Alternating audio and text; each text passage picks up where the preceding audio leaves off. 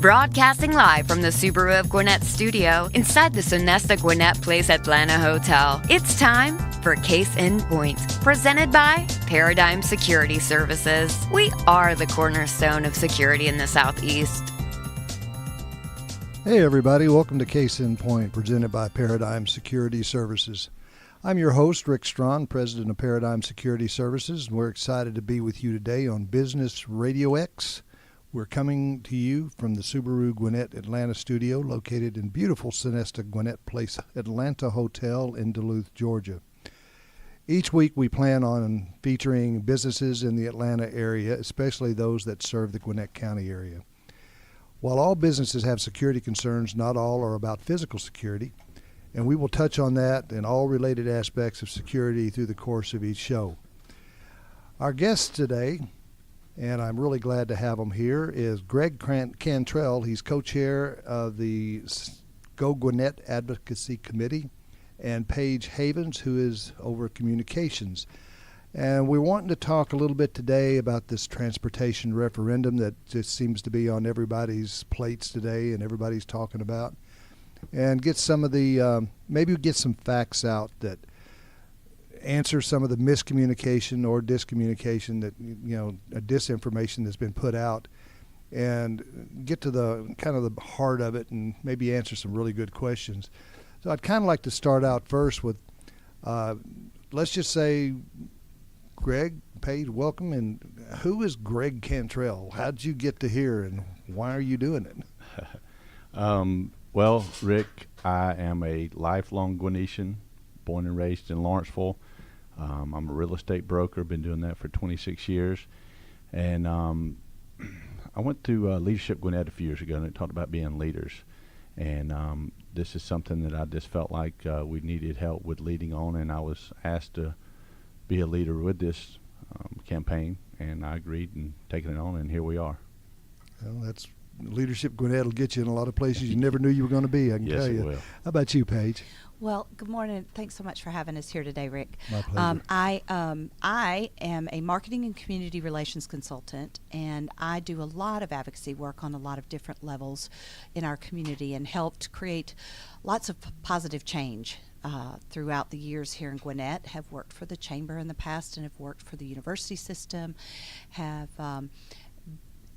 being a business owner myself, I see this issue of transportation and transit expansion across so many different platforms of our community, and it's something I believe very much in. And so many years ago, we had some leaders who stood up and proposed some crazy ideas like, let's build a sewer system and get rid of all our wells, and let's put a water infrastructure system, and little did they know then how much we would grow. And we're proposed to grow another 500, 600,000 people in the next 20 years. What's the next big infrastructure piece we need to put into play? And that's transit.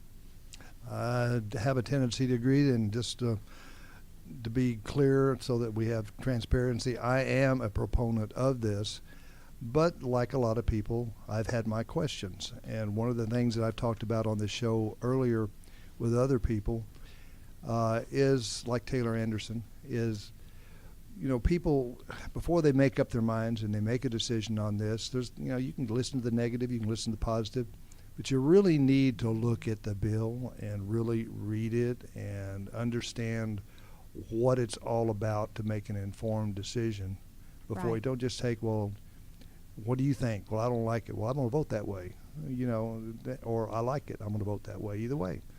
But you really need to do that. Can you explain what GO Gwinnett is all about?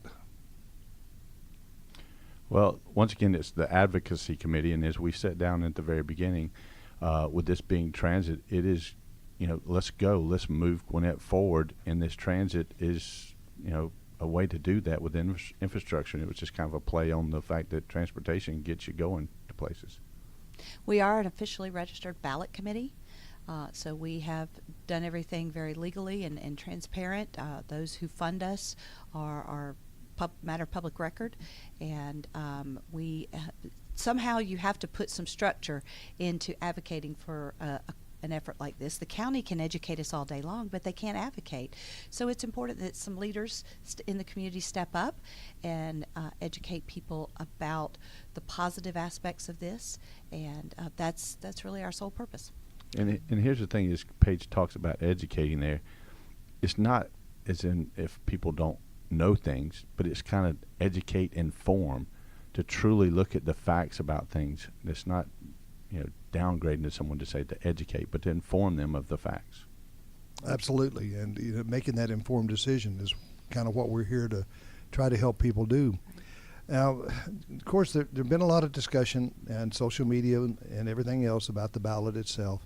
That's not what it says, and of course, I've had a tendency to read some of those and say, well, it's obvious to me this person's saying that's not what the ballot says, but they've never read the ballot. It comes out real quick. Can you kind of, as briefly as you can, what does it say? What does it mean? What are we voting on? Just in a little encapsulated form.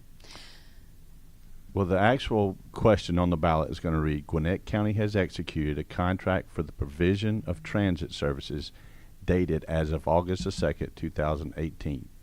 Shall this contract be approved? And it's a yes or no vote. And that language is in there because of the House Bill, I believe it was 930. Mm-hmm. House Bill 930 is what created the language. So it's not the commissioners, not anything like that, as far as the language of the question. And Rick, I've heard people say, we know it doesn't say anything about MARTA. It doesn't say anything about the 1% sales tax. We're not hiding that. No one's hiding that it is a contract with MARTA.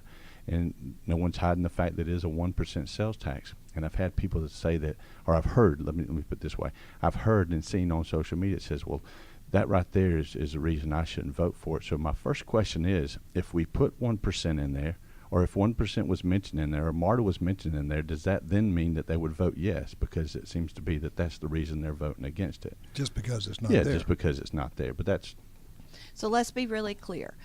What we are voting on is for Gwinnett County to impose a 1% sales tax, and it will allow the county commission to utilize that money to contract with MARTA to outsource our transit services based upon our county's transit plan. So it is similar to an analogy that someone used the other day. Says, well, so it's kind of like when you contract to have your house built. You put your plans together, you design it, but then you still have to pay somebody to build it and to bring it to life. And that's basically what we're doing. And then MARTA will then be our operator. Gwinnett County already outsources the operations of our transit system now. We're just changing who we're contracting with and utilizing a bigger, better provider so that we can have the opportunity to connect into the regional system. Well, and it's just like garbage. We contract with outside sources for our Right. garbage collection. I mean, that's the way business is done. You contract with outside sources that Correct. are supposedly that bid on it, that depending upon the source. But one of the things that, right up front, I've been associated or familiar with MARTA since way back in the day when they first started digging in the holes and everything with Atlanta when I was a young officer back there. And I've watched a lot of MARTA stuff, and I'm not a big proponent of MARTA. And, so that kind of puts me to where I question a lot of things. But I know that from looking at this, that it's not an autonomous thing where MARTA says what will happen, MARTA gets this, MARTA is in control.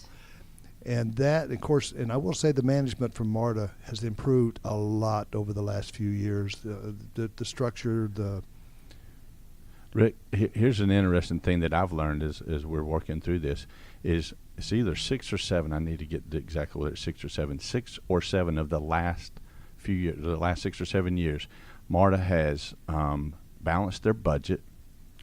They have $250 million in reserves, or $250 million in reserves, and it's my understanding also that they also in those 6 and 7 years have been profitable. Exactly. There's been a lot of change. I used to look at it as corruption. I don't at this point. But, I'm swung to the side that I look at this and see. Well, I'll let you explain it. The authority that Gwinnett has over what they get in MARTA and what MARTA does is a lot different than what those original ideas and contracts were. Charlotte has done a good job, and the other people surrounding her, in getting this to benefit Gwinnett County, not benefit South Atlanta. So can y'all explain that a little bit? Absolutely. This contract is so different than anything before, and it was because of some of the change in the MARTA Act through House Bill 930 that allowed for that. But Gwinnett County, 100% of the money that is collected from our sales tax and is invested back into transit goes specifically to Gwinnett County projects. So the money comes from the state. It doesn't go directly transferred into MARTA's bank account. It comes directly back to Gwinnett County's bank account, and not one penny of that can be issued without approval of Gwinnett County. We approve the projects. We're given the opportunity to value engineer the projects. We're given an opportunity to audit the books at any time. We have the opportunity to set the service standards. So if we want our bus stops to look 10 times better than any other one in the city, we can pay to play. We can do that. So this contract is solely for the benefit of Gwinnett County. And so interestingly enough, will actually take, a lot of people have been asking, so the money that we're currently paying for our transit system now, where does that go? What does that do? Well, currently we're paying that out of property tax.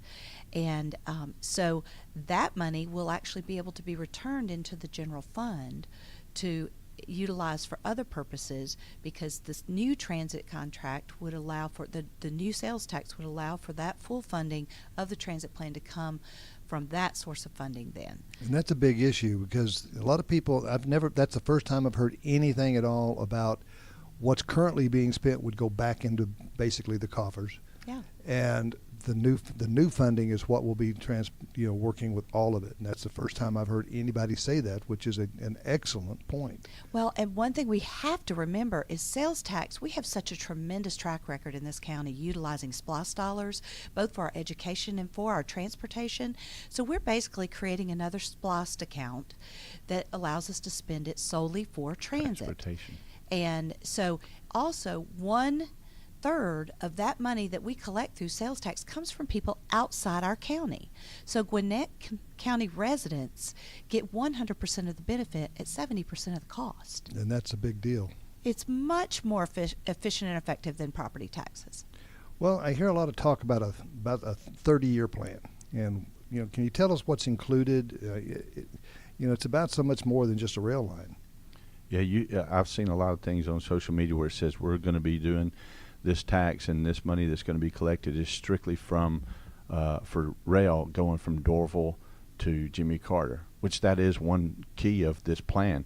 And the Connect Gwinnett Transit Plan was put together not only by the county, but input from the public. The Gwinnett County DOT went out into the public and got input, numerous ways to go in and talking to people in the parks and so forth. To surveys and things of that nature. But the heavy rail is one aspect, but the thing that, at least me personally, that I'm encouraged about and excited about is the bus rapid transit, is where you have these buses that are in dedicated lanes that have exact stops at where they're going and that they're on a time schedule. And when they come to a traffic light at an intersection, if they're not on time, they have the capability of changing that light to where they can go through that light. And if anybody has ever ridden on the shuttle at the airport that takes you to the different gates, that is a train. I mean, in essence, like a bus, because that is on wheels as well. And this is, in essence, kind of like a train on wheels, and it gives us that opportunity. We also have the direct connect that's going to be coming. We have extension of the express buses. And one of the other two things that people are not, I was just talking to my mother this morning about this, is you've got what they're calling the microtransit. I don't know if that's the exact term of it, but in essence where someone can reach out to the microtransit. They can be picked up at their home, similar to Uber. Can be picked up at their home and then dropped off at Walmart, at the drugstore, at the doctor's office, wherever they need to be dropped off, and then picked back up at that location and then brought back to their home. And that's a key aspect that people don't even know that's in our plan or in the plan. And the other thing too is it's being used in Snellville right now and has been very successful. Very successful. And then on the paratransit, you also have it where people can be picked up. A lot of folks aren't thinking about, hey, what about the folks that can't get around? There's that aspect, and there's just so many things that are in this plan that if they would they can go to the county's website and look up Connect Gwinnett Transit Plan, and they can see what all is in that plan. And it's not just rail. You know, Rick, I think when people talk about MARTA, most people just think rail, and they don't, because that's where a lot of people in our community go to connect to the rail, to go to the airport or go into some of the major events. But this is such a much broader perspective than that, and it is so comprehensive, and it really focuses on what is the best transit solution for the various density population areas. So, you know, microtransit, for example, is used where it's not as dense and it takes a little longer to connect in, but you know, the more dense areas, like over by the Infinite Energy Center, down at the Gwinnett Place Mall, down in Norcross, those are where you're seeing some of these bus rapid transit lines being placed. So, and the express buses, there's 13. Right now we only have 3 park and rides. And those are 3 places where you can go park your car and connect to some type of transportation, transit, and go somewhere else, right? We will now have 11 park and rides, I believe. Yep. And yeah, 11 park and rides. So there'll be 11, 8 more places in the county where you can go stop, put your car somewhere, and be connected in. So it's so much more than just a rail line. Well, why do we have to wait to see 30 years for it to benefit? You don't. There is going to be some immediate return. Like, we can begin to expand the express bus system. We can begin to expand some of these direct connect programs. The microtransit has been very successful. It's very easy to do. The paratransit is easy to begin to scale. So it's not that we're going to have to wait 30 years. This is a 30-year execution plan.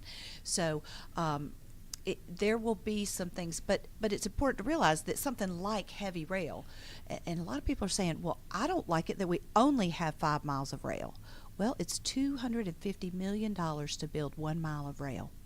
So we're just getting it just over the county line, creating a multimodal hub that'll spoke out to all different types of transit options so that we have the ability to connect with rail, but we don't have to pay the price of having a line run all the way up to the north end of the county. And if the time comes when that happens, that's sure workable. Well, here's the other thing too, Rick. I mean, when something passes like this, I've served the last 2 times on the Citizen SPLOST Committee, and I got to see how a lot of this stuff works when we pass a SPLOST for our transportation for the roads and the bridges and so forth. So when that passes, the money's not instantly there either. Exactly. So, I mean, it is a sales tax, so you do have to collect. It's cumulative. Exactly. So that, and then, there is the opportunity that federal funding will be matched and so forth, but it's just, that's the funny thing that I even heard on the splash, is like, well, these things were passed, why are they not doing them right away? Because we've got to collect the funds. It takes time to build just like your bank account. You're saving for something and getting there as you go. Yeah, and the other thing too, Rick, is the fact that, it's got to be engineered. You've got to get right of way. There's a lot of things. You just can't just go out. Yeah, it's a process, and because there will be federal funds involved, and there will be state funds, is my understanding, involved. There's things that you have to do that it just takes time. Well, I know a lot of people aren't aware that there were trips out to Salt Lake. There were trips. There has been a lot of places visited and looked at to compare, to decide what works, what doesn't work, what works for an area of our size, our type, our how it's put together. There was a lot of research went into this prior to this SPLOST ever coming up. Absolutely. There has. The county has, the leadership team that has been involved in this has gone and looked at some of the most sophisticated systems in the world. And they have looked at best practices and really analyzed what a population our size needs, what do we need to do to connect in, what do we need to put in place here versus regionally, and also what I love is that they've spent a good deal of time looking at what types of programs would put us as a good match for federal dollars, so that we can make our money go further. There are actually some federal grants out there that we can get 2 to 1 on our SPOS dollars. So this allows us, we pride ourselves in Gwinnett County as being one of the few communities in the country that have a AAA rating. That speaks for itself in the positive management of our county, and I see no reason why this is going to be managed any different in utilizing and minimizing debt, utilizing leverage to go get other resources and funds, and really make this have the least amount of financial impact on our community. Go back to the visits, Rick.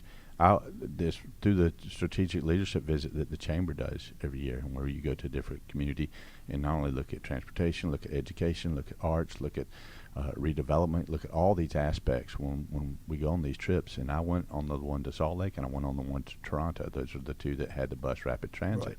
And we rode on the bus rapid transit, and it was nice. We were very impressed.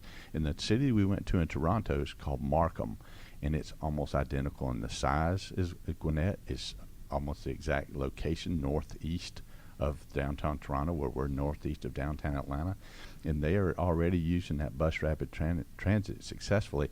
And here's the interesting thing is, they already, when they started implementing the bus rapid transit, before it even got finished, they had development going on where those stops were going to be before those stops were even being used by the bus rapid transit. Because they knew where they were going to be. Exactly. They knew what to expect. That is a huge attraction for business development. Oh, absolutely. And that, it's one of the things. Well, why aren't why aren't they in other places that have MARTA? Why haven't they developed there? Well, to a certain extent they have, but there's a lot of issues revolving around it. It's not just the fact that they had transit. One of the biggest arguments that you hear is, well, it's just going to bring all the crime that's in Atlanta to Gwinnett. How do y'all answer that?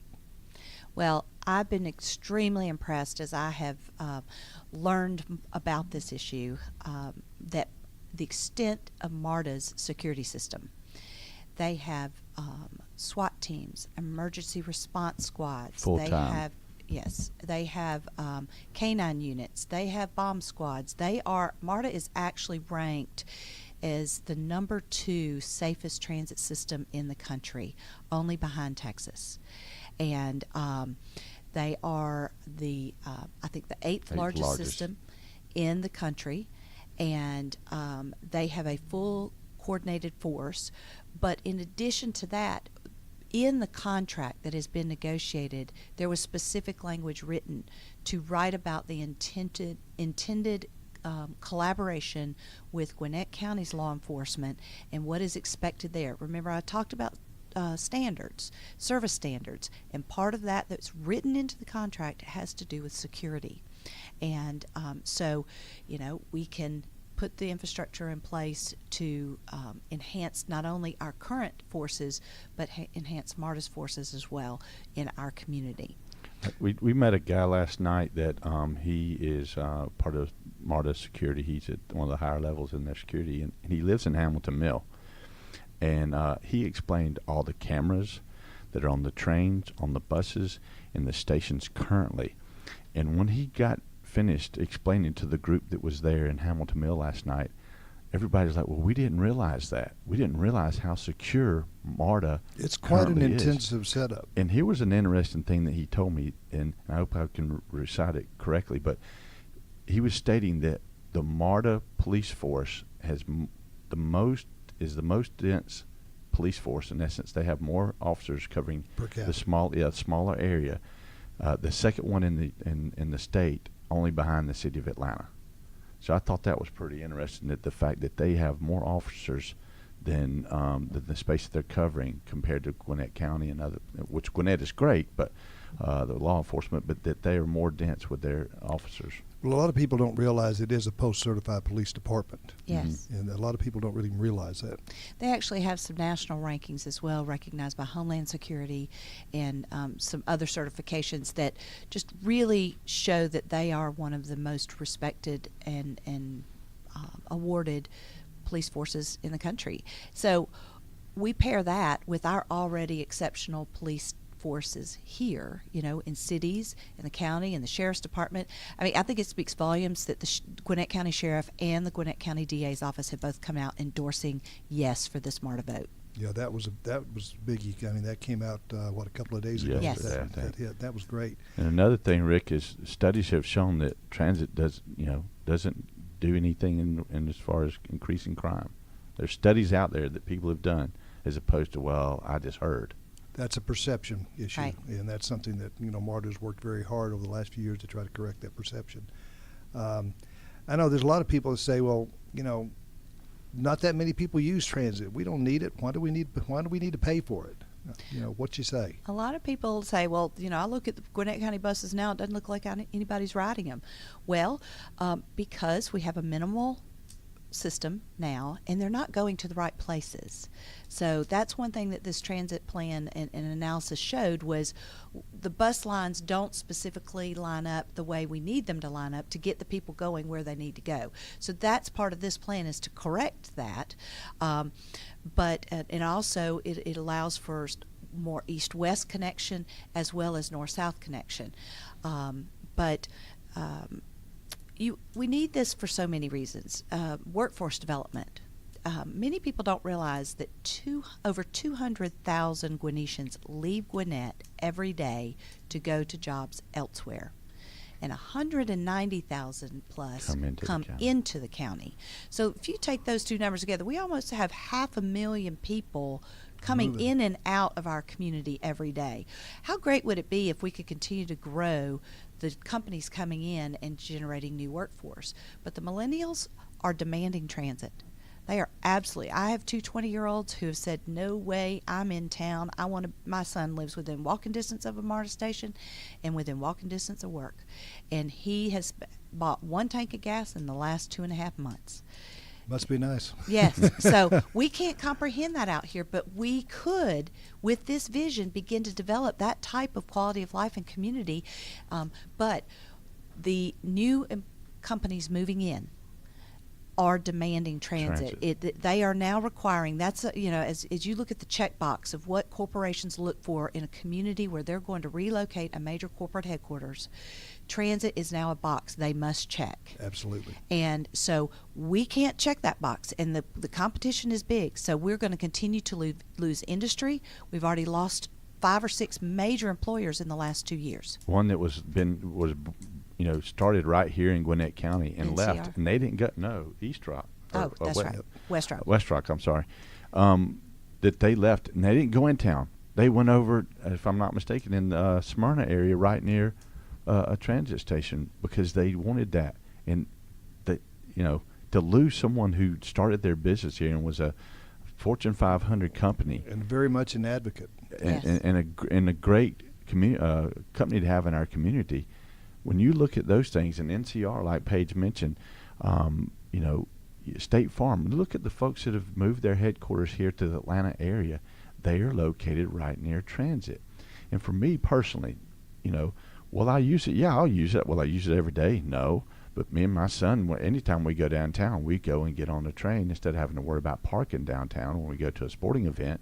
But to know that companies will look at this and check that off their box, that right there is a positive for our community to continue to draw jobs, because our education, our schools are drawing folks that want to come look at our community. Our parks, all the things that we have here are drawing those companies. But if we don't have that one aspect that we can check off, then they're going to go on to someone else. That is a negative, in addition to the positives, so it does work.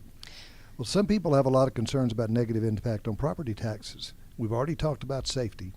So can you give us a real brief thing on the property taxes, how that may help or hinder, or what's your opinion? Actually, research does show that property values go up when transit comes into play, and I'll just give you a couple of examples. Brookhaven, Chamblee, Dunwoody, the Buckhead area is, all of those have access to transit, and you're not seeing those property values drop.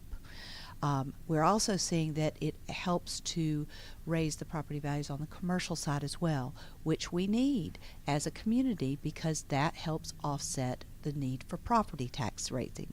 So if we have to constantly look as a community at the balance between commercial and residential. Otherwise, if you don't have that commercial to balance the residential, it continues to drive our millage rates up. So there's very positive balance there that this creates, but the rents go up, which drives a higher quality of employer to the community. So, but also it's good for small business. I think a lot of times we think about it from a big business standpoint, but I can speak from a small business standpoint.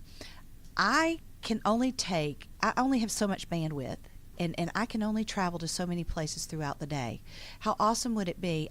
The other day I drove over 100 miles in my car, and I went back and I looked, and I was trying to get from appointment to appointment, and I went back and looked, and had we had this 30-year plan in place, I could have done the entire day on transit.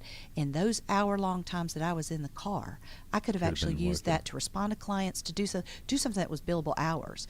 So it allows me as a small business owner to be able to have greater bandwidth. It allows me greater access to my clients. A lot of this impacts a lot of my clients and their ability to grow. So big business feeds small business, and small business feeds big business. And it also allows entrepreneurs to be able to minimize overhead costs with transportation as well. Their two biggest costs that people have in their life, and that is their mortgage and their transportation. Well, I can tell you as a small business person myself that, getting employees and finding people that want to work right now is difficult with the economy the way it is. The people that want a job have got a job. Right. The people that don't want a job, they're not really interested, but there are that little bit in the middle that still would like to get a job, but they can't. They're on a bus. I have people I have to turn down because we've got to have vehicles because you got to get to where we need to go. Mm-hmm. One of the things is in Gwinnett County, if they want to work out here, they've got to have a car. They've got to have transportation. They can't get to our sites. They can't do our security work. Right. Because they have to have a car. And there's a lot of good people that don't have cars. Right. Well, and what's interesting, too, is I've had a lot of small employers say, you know what, I look at somebody who's a great applicant, fabulous applicant, best one on, but I look and I'm like, they live in Kennesaw. Yeah, or absolutely. They live on the West End. Well, they can't get here, and I'm not going to do that because they're only going to be here for a short amount of time, and then they're going to go find a job closer to home. Rick, back to the value of things. As I mentioned, I'm a real estate broker. We do residential and commercial both. When I go to the commercial breakfast, luncheons, they're always talking about relocating or development that's around transit. Every one that I've gone to, anytime they're talking about development, not that they don't do it away from transit, but that is the biggest value for them as far as return on their investment for these developments that they're doing. It's a value add. No way around it. There's a population I want to make sure we touch on, and that is the paratransit piece, which is those who in our community who have mobility issues. And so I want everybody to really understand this growth takes, right now we can only serve about 20% of our population.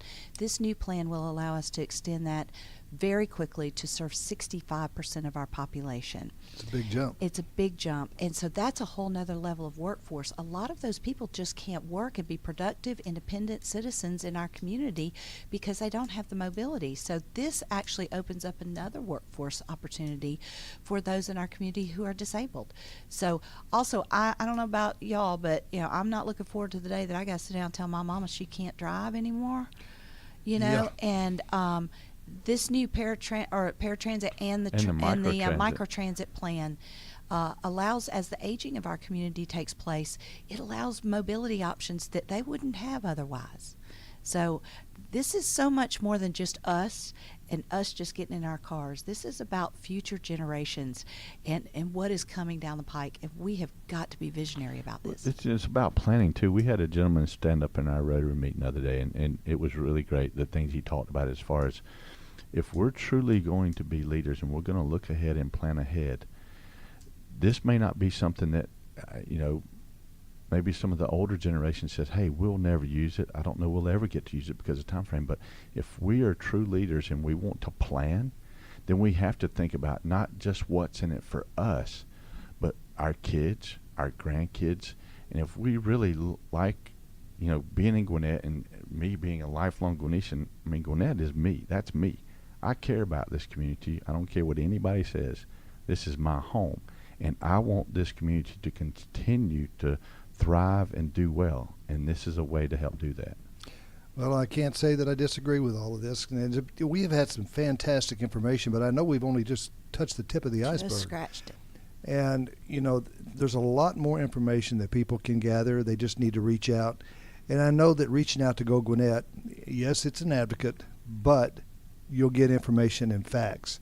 And you can make your decisions based on what. So how would people get a hold of you? You've got websites, you've got phone numbers. I know you're on Facebook at GO Gwinnett. Right. And so give us emails, websites, phone numbers. You can go to info@gogwinnett.org. You can go to our website, which is gogwinnett.org. Really, if you will use our contact form in there, someone will get back with you. I really encourage everyone to go to the Gwinnett County's website, though, and search the Connect Gwinnett Transit Plan. There is just more information than you could ever want on there, and that is really a great place to go. We're offering lots of educational sessions out in the community. We are, as well as the county. If you have an organization that wants to have some of us come out and educate you, we would be glad to do that. Reach out to us at info@gogwinnett.org. Sounds fantastic, and I know that you're going to get some calls. Please. I know that I'll put this back out. Anybody that missed any of this or would like to hear any more of it, of course, we're always in the archives here at the Business Radio X, and just go to businessradiox.com and you'll locate us real quick. But I want to, just thank everybody for joining us on Case in Point, which is presented again by Paradigm Security Services. And remember that you can join us live every Wednesday at 11:30 in the morning, or you can listen to our show anytime you want, and as well as this show especially, by going to businessradiox.com, clicking on Gwinnett Studio, and then click on Case in Point. Join us next week at 11:30 when we talk with business leaders about their businesses and related security issues in today's world. Thanks again to my two guests, Greg Cantrell and Paige Havens with GO Gwinnett Advocacy Committee. Say that twice. And remember that, again, I'm Rick Strawn. Thank to my guests, as I said, for producers, Mike and Trey. And I'm Rick Strawn. And remember, at Paradigm Security Services, we cover more than just your assets.